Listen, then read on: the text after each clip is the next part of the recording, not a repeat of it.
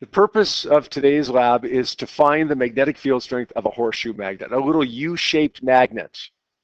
North pole and a south pole, what's the field strength of that magnet? Now, we could probably make a pretty good prediction as to what we're going to get for that. Okay, we learned early on in this unit that the magnetic field strength caused by the Earth usually tends to be around 10 to the minus 5 Tesla. And the magnetic field strength caused by bar magnets is usually about 1,000 times stronger than that. So we should probably expect to get somewhere in the range of 10 to the minus 2 Tesla. But we'll see. Time will tell. There's two parts to this activity, and you're going to find the magnetic field strength 2 different times in part 1 and part 2, and then you're going to compare the 2 of them together. The setup for part 1 looks remarkably like, in fact, exactly like the setup for part 2, but the procedure is going to be a little bit different. This is what the setup is going to look like. You've got a power supply. The power supply is going to generate an electric current. And that electric current will be sent through a wire, a black wire there that you can't really see very well. Goes through here, goes through here, goes through here, goes into the arm of what we call a current balance. Okay, an electrically conductive arm, a metal, of a current balance. And then that is connected to this little printed circuit that has a wire printed in it. That wire will go through this magnetic field that you see right here in this bar, or this U-shaped magnet. Then the current goes back up through the arm on the other side, back up through the red wire, back through the power supply right here, keeps completing it. Now, here's the deal. As an electric current goes through this wire, that generates a magnetic field. That magnetic field interacts with the magnetic field that's caused by this U-shaped magnet, or this horseshoe magnet. That produces a force on the wire, but it also produces an equal and opposite force on the U-shaped magnet. So here's what's going to happen. You've got this scale zeroed or tared. In other words, you got this magnet on it. You press the 0 button right here to make sure that it reads 0, even though the magnets are on it. When we apply an electric current through that wire and it starts pushing down on the magnet, not because it's touching the magnet, but because there's a magnetic force pushing the magnets down, then the scale is going to be tricked into thinking that there's mass that isn't really there. That make sense? You're going to see a reading on the scale even though nothing's actually touching the scale. And as you turn the current up or change the length of the wire, then you're going to find a different reading on the scale even though there's nothing actually touching the wire. Make sure that this wire cartridge that you put in this horseshoe magnet here, make sure it's not touching the magnets. Okay, make sure it's fully enclosed, fully inside the magnets. Okay, make sure that there's no interaction like touching the bottom, touching the sides, so on. All right, so what are you actually going to do in the first experiment here? That's the setup.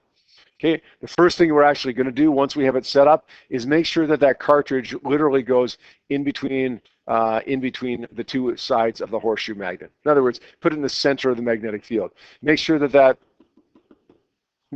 tear button is pressed. Okay, as long as it does, if it doesn't say 0 grams, that is. If it does say 0 grams, you're good to go there. So it's in there now. We want to turn the voltage knob on the power supply as far to the right as it will go. Turn the current knob as far to the left as it will go. So voltage is cranked way up, current's cranked way down. Turn on the power supply. Right now it should read 0 volts and 0 amps. We don't really care what it reads over here, by the way. That left one we're going to completely ignore throughout the entire experiment. It's the right one that we always care about, the one that we're going to get our values off of. You're going to adjust the current knob here. You're going to turn the current knob up 10 different times to find out what the value of the mass that's read on the scale is 10 different times. So you got a current of, let's say, 0. Well, the reading on the scale is probably going to be 0. Turn the current up to 0.1 amps or whatever you want. What's the reading on the scale going to be? Turn it up again. What's the reading on the scale going to be? Turn it up again. What's the reading on the scale going to be? Do that 10 different times. So your current is different all 10 times. Your mass is different all 10 times. Mass, by the way, I've got with quotation marks around it because it's not really mass, right? The scale is tricked into thinking that there's mass on it. Really, it's a magnetic force pushing down. The wire length, you're keeping the wire length constant here. That's a control variable. That's going to stay the same throughout the entire experiment, part 1. So write down whatever it is, okay, whatever length of wire you used. Make sure you write it down there. All right, there's experiment 1, or part 1 to this experiment. The second part of the experiment is going to involve not changing the current and keeping the wire length the same. This one's going to involve keeping the current the same and changing the wire length. So this time what you're going to do, set it up the same way as you did before. Put the wire in between the magnets like you did before, but then you're going to place one of these little cartridges, probably the longest one. Doesn't really have to be, but probably the longest one in the center of the magnetic field. Turn on the power supply. Make sure it's zeroed, by the way, before you turn it on. Write down the value of the current that you're using. I'd probably use somewhere around 1.0 amps. It's going to stay the same throughout this entire experiment because it's the control variable this time. 1 amp, 0.9 amps, 1.1 amps. It doesn't really matter exactly what it is. But if we make it somewhere around 1 amp, and as long as we write down what it is, then it should be good. Notice in this one, we're changing the length of the wire only 6 times, versus in the last experiment where we changed the current 10 times. Why are we changing the length only 6 times? Because we've only got 6 cartridges with 6 different lengths. So that's all we can do for that. So trial or part number 1, you're going to keep the wire length the same. You're going to change the current. In part number 2, you're going to keep the current the same, and you're going to change the wire length. In both cases, you're going to get the reading on the scale as a result of those changes that you make. Now, comes time for analysis. Part 1, we had current and mass. We have to change mass into a magnetic force. Anybody want to take a stab at how I'm going to do that? Keep in mind how the scale is tricked into thinking that there's a mass on the scale.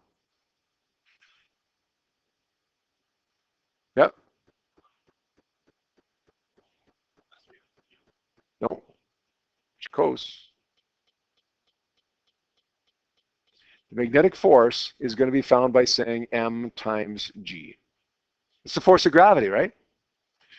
When a scale like that sees mass, really what it's doing is measuring m times g. It's measuring the force of gravity on it and then just converting it to mass, calibrated to 9.81 meters per second squared. It's really measuring weight, converting it to mass. So the scale, when it measures a mass, thinks it's actually seeing a force of gravity. But really what it's seeing is a magnetic force. So the magnetic force that's being applied on it is going to be the same as a force of gravity with that mass on it. So I want you to convert the mass to kilograms, multiply it by 9.81. That's going to give you the magnetic force pushing downwards on this magnet, and therefore on this scale. You do the exact same thing over here, except only 6 times. Multiply the mass times the magnetic force. Sorry, the mass times 9.81. You're going to get the value of the magnetic force. Now, you can probably guess what's going to come next. We got 2 analysis tables. What do you think is going to come next?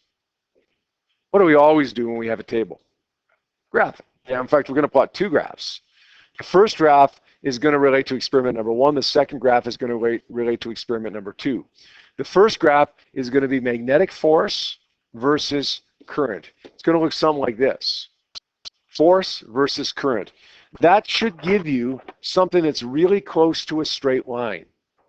This experiment usually works out really, really well. So we should get a straight line for this, or real close to a straight line at least. And then we have to go through that analysis that we've done a couple of times this year already, determining what the slope means, determining what the slope value is, and then from the slope value and the slope significance, figure out something, calculate something. We want to find the value of the magnetic field. So let's take the equation for the graph here first of all. Y is equal to mx plus b. Replace y with magnetic force. Replace m with the word slope. And replace x with the current. The y-intercept will be effectively 0. So we've got a graph here of force versus current with an equation that describes it. F is equal to the slope times the current. Now we want to come up with an equation from my data sheet. It's the one that I taught you yesterday that has the same variables in it. F is equal to ILB. Remember that? It's on the notes that I handed out to you earlier today, and it's on the data sheet that you've had since the beginning of the year. Cross off F because it appears in both. Cross off I because it appears in both. What are we left with? Well, we're left with the slope in LB. So we're going to say in this case that the slope of this graph is equal to the length of the wire that's exposed to the magnetic field times the field strength. Rearrange that. We get slope over L. The slope of the graph is what Google Sheets gives you, and the length of the wire is what you measured the length of the wire to be. That's the one where, remember, where you're keeping the length of the wire the same, right? The control variable. What's changing in this one? The current. Length stays the same. Get the value of the magnetic field. You're probably going to get something times 10 to the minus 2 Tesla. And you're going to plot another graph. This graph is going to be force versus length of wire. I'm not going to go through the process for determining the magnetic field strength here. I'm going to leave that to you. It's the same idea as we just did, okay, but obviously because our x-axis is a little bit different, the analysis will be slightly different. Bottom line is, get a magnetic field from this graph. If you need help with that, I'll help you with it, but I just want to see if you can figure it out yourself first. Finally, average them. The magnetic field that you got from part 1 plus the magnetic field that you got from part 2, add them up, divide by 2, and we should get something times 10 to the minus 2 Tesla. If you get 10 to the minus 7 Tesla, you're wrong. If you get 10 to the positive 2 Tesla, you're wrong. If you get one magnetic field that's 0.02 and one that's 0.09, you're wrong. These should work out to be really close to being the same, and they should work out to be something times 10 to the minus 2 Tesla. Finally, we got to conclude something. Our problem is, what is the magnetic field strength of a particular horseshoe magnet? Our conclusion will be the magnetic field strength is blank. And then, how do you know? So justify how you know it is. Basically, what you're going to do is give me a brief explanation as to what you did in your analysis to determine magnetic field strength there. And then, of course, finally, sources of error. Give me 2 or 3 good sources of error, things that could have been better, and suggestions for improvement to go with those. What are you going to hand in for this? On Monday, you got to give me data, which, remember, does not include magnetic force. That's a calculation, right? So that's analysis. Data, analysis, which includes the magnetic force calculations and the graphs. Conclusion, and sources of error, which I just told you about on the last page.